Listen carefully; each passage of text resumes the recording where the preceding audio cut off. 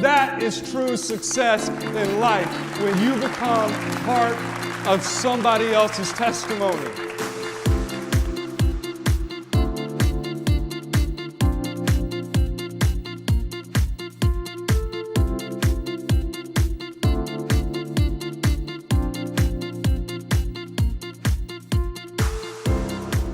Welcome to the show, y'all. I have got a very exciting guest on here for y'all today.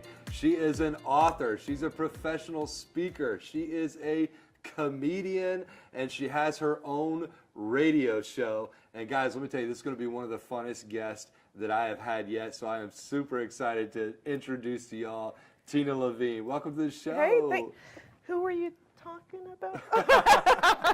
You know what I'm talking about, you rock star. Look at all these Thanks. books up here, and you're out there speaking, and you're doing some amazing things, and I couldn't wait to get you on the show. Now, you and I have been interviewed on shows together. We were on a Christian show a few years ago, weren't we? Yes. Together, both of us being Absolutely, interviewed, so yeah. that was pretty fun. Yeah, you're my brother from another mother. So anyway, so exciting things to talk about today. You've got some really cool things on the horizon. You're doing some awesome stuff.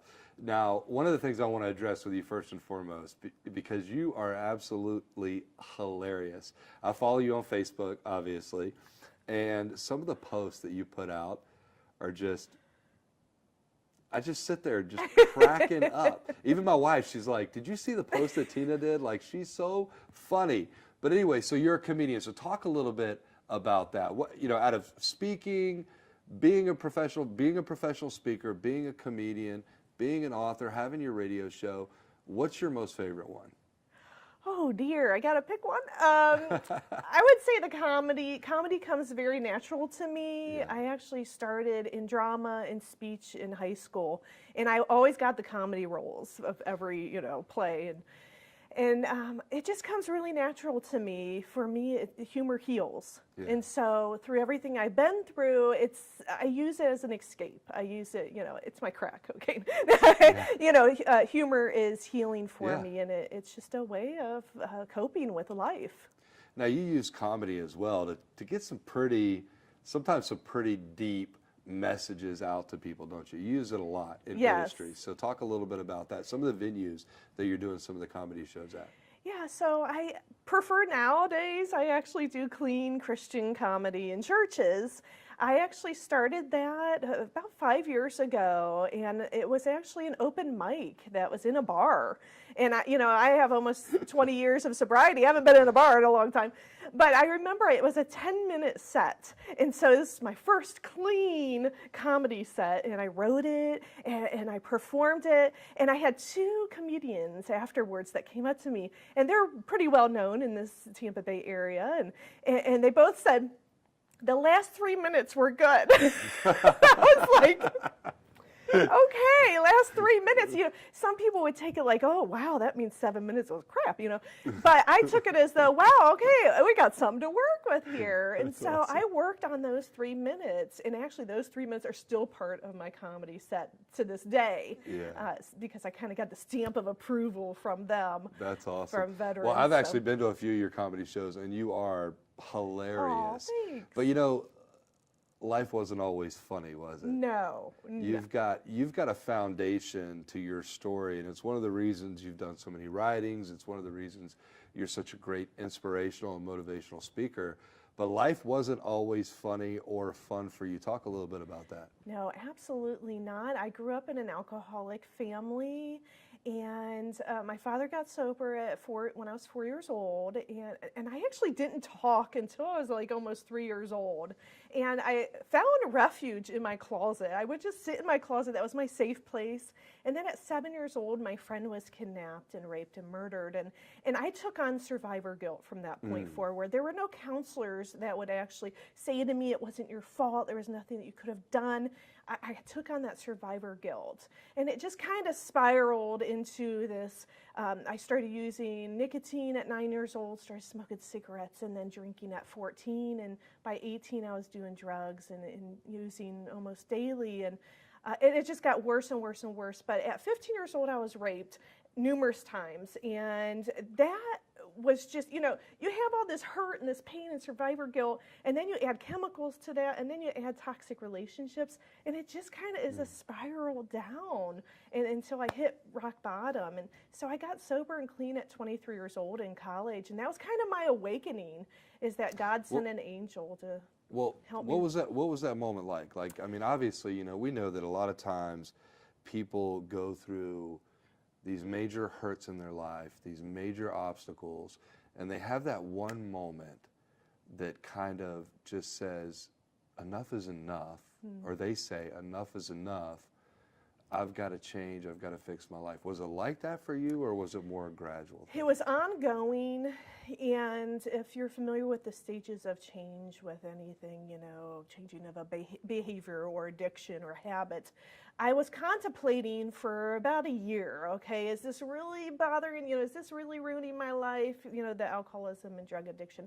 And then it was, my last time I drank, I started at January 30th at 4 o'clock in the afternoon, and I drank for 13 and a half hours, and I was functional. So I literally scared myself sober. So that was my awakening, was this isn't normal for a 23-year-old woman to drink for 13 and a half hours and be able to function. That's just not normal. And so I was going to a 12-step recovery program, and that's kind of where it all started, is I realized, okay, this is a problem. And if I want to live, I take my addictions very, very seriously, and it's life or death. And if I want to live, I can't live with alcohol and drugs in my life. And so that's kind of how I took my recovery. I'm very serious about my recovery, and God has truly changed my life. Now, you do a lot at this point with recovering addicts, the youth. You've been involved in a lot of different stuff. Talk a little bit about how your story is impacting some of the people that you're working with. Well, I think with young people especially, they look at me and they're like, oh, she's got it all together and she doesn't know what she's talking about. And then I share my testimony, and especially young women in jail, and they look at me and they're like, why are you so happy? Your life was crap, And I'm like, because I have Jesus, And then that's when I share my faith with them, is when that door opens, that they see me today and they're like, whoa, it doesn't even add up. And that's what, God talks about the new creation. And through Jesus, we're a new creation. And that's exactly what has happened to me, is that I'm a new creation because of Jesus. Awesome. Well, guys, she doesn't just use comedy to impact lives or help people heal. She's got books. She's also a professional motivational speaker. And she is doing some really big things right now. So don't go anywhere, because we're going to talk a little bit about that when we come back.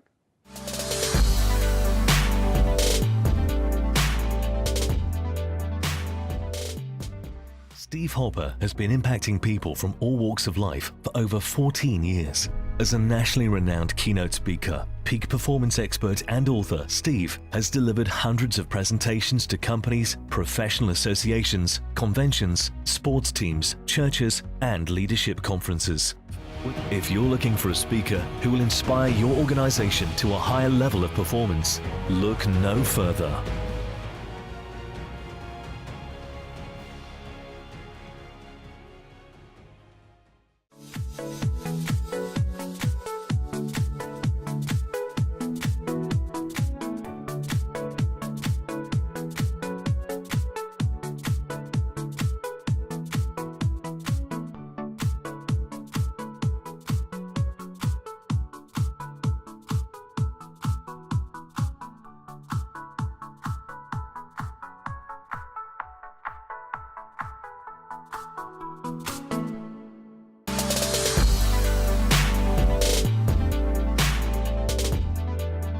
Hello and welcome back. Today my guest is Tina Levene, comedian, author, professional speaker, and radio host. And Tina, so we talked in the first segment before the break, we talked about your comedy, we talked a little bit about your story, some of the struggles that you went through in life, which has kind of gotten you to this place where you're using comedy to impact other people's lives, to heal other people. I mean, we talked about crack and Jesus in the same sentence, a few minutes ago, right? So anyways, that's what happens when you get a comedian in the room, right? But anyways, no, seriously, like right now, you're also doing some motivational speaking, and actually you're doing a lot of motivational speaking, and some major doors are opening. You're speaking in corporate America, so you're going into that entity as well. You're going into that secular environment. You're motivating, you're inspiring. So talk a little bit about what your message is and what it's been like to go from, being a comedian on stage, comedy. I know you do comedy for a lot of Celebrate Recovery groups and things like that to help raise money for them and different ministries that you do those comedy shows for. But what has the corporate environment been like for you? It's been really interesting, and I actually come from, speaking a lot to social workers and juvenile justice and nonprofits and government agencies, and so corporate America is a whole different ballgame. For example, this accounting firm contacted me, and I was like, "Are you sure? Like, really?" I was like, "I'm a humorous motivator." I'm like, the only time I was closest to being an accountant was I had a garage sale one time. That was it. I mean, I was like, I kept giving them an out. Like, "Are you sure? Like, sure you didn't want another Tina?" Like, and they were like, "No, we want you." And I was like, "Oh my goodness!" And then I, sent them my invoice and they paid me, and I was like, "Wow, this is wild that I actually get to stand up, do what I love, use my humor, but also use the ability to motivate and inspire people." And it's just unbelievable how God has worked all that out. It's just, I give him all the praise and glory because it's not me. And it's just been such a ride. I love it. And I'll be in South Carolina in February speaking to a conference of over 500 people. And it just blows my mind that people want me, So what's your well, it doesn't blow my mind. I know. Listen, I get it. If I owned a company, I would be bringing you in. Oh, If Steve Hopper wasn't available to come in and speak, I would be calling Tina Levene. Oh, thanks. Oh, I see what you did there. You see what I did there? You see that little plug? Yes. Anyways. So what's the message? Like when you go into corporate America, what is the message? I mean, obviously you've got your background, you've got your story, which is really the foundation for a lot of the stuff that you speak about. But what's the message for corporate America when you go in there? Corporate America, my message is I actually speak about leadership skills, also resiliency skills, but preventing burnout. Every profession has preventing burnout. There's burnout. There's burnout in over 50%, according to the Family and Work Studies. Over 50% of employees are burned out. 70% of them actually dream of having another job. And so, employers, they want people that are focused on their job, that are going to do a great job while they're there. Yeah. And not be toxic, because gossip is toxic to the work environment. And so, we don't want to spread that toxicity in the work environment. We want to keep it positive. And so I equip people with self-wellness and self-care techniques. So if you've got somebody that's watching the show right now who's experiencing burnout right now, they're feeling it, they're like, "I don't want to be at this job anymore." What is one thing that you would tell them right now that could help them turn it around? Quit. No. No.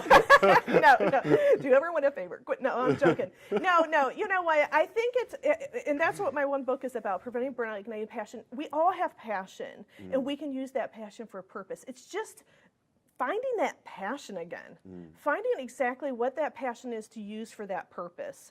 And if it's not in that job, then there are options, Right. And I don't want people to be blinded and think that they have to stay at their job for the next 40 years. There are options, and maybe, that's their season. That God just has them there for a season, and it's time for them to move on. But a lot of times it's just self-care and wellness techniques, and I equip my audiences with toolkits. That they actually, it's just little things that they could keep on their desk, and it just kind of keeps them on track to take care of themselves mentally, emotionally, spiritually, and physically. That's awesome. Speaking of toolkits, and obviously we segue into the books here, you've got a lot of books. Hey, some people struggle to get one book out, and you've got 4. So that right there in itself is a huge accomplishment. So the first one we've got here next to me is Preventing Burnout, Igniting Passion. You talked a little bit about that. This is great for people in the business world. Little book, Big Truth. What's that one about? That one is actually for teenagers. Okay. I wrote 3 of these books. I have ADHD. I make it work for me. I wrote 3 of the books actually on a medical leave 2 years ago. But Little Book, Big Truth. This is for teenagers, and this is bullying prevention, suicide prevention, and drug prevention. Wow. It's a resource guide for young people. Now, my writing style is a little different. Like I said, I have ADHD, so I write in small stories, short stories, and then there's always a moral of that story. Well, you know, what's powerful about that is in this day and age, you know, when I wrote my book, For Prison to Purpose, I wanted it to be a book that people could literally read within a couple hours. I didn't, you know, because we live in that day and age where people want to get in, they want to get their message, and they want to keep moving on. So that's a great concept, actually, for those of you out there that are aspiring to be authors. Sometimes less is more, right? Absolutely, yes. So where can they go to not only get your books? I'm sure they're on Amazon, obviously, but where can they go to connect with you? Because whether or not somebody wants a comedy show to come in, because you do that for fundraising, so you help a lot of ministries do fundraising through your comedy shows, and you have some other comedians that do that with you as well. Corporate speaking, if somebody wants to connect with you because they want you to come out and bring that anti-burnout message to the corporate atmosphere and get their staff pumped back up again, inspired about doing what they want to do, where can they go to connect with you? They can go to my website, tinatalkstruth.com. You can Google Tina Talks Truth. That's my stage name. I use Tina Talks Truth for everything. TinaTalksTruth@gmail.com, TinaTalksTruth.com, Tina Talks Truth on all social media, Twitter, Instagram, Facebook. They can find me that way. Awesome. Well, thank you so much for being with me Thank today. you. This was an exciting interview for me. I love having you around, and we're going to have you back on the show again soon. Guys, listen. What experiences in life do you have that will allow you to go out and make an impact on others? You know, it's the good, the bad, the ugly. All of those experiences have shaped us into who we are. Let those experiences that you have, all of them, help you go out and make an impact on somebody else's life. Because like I always say, true success in business and life is when you become part of somebody else's story. God bless you guys. We'll see you on the next show.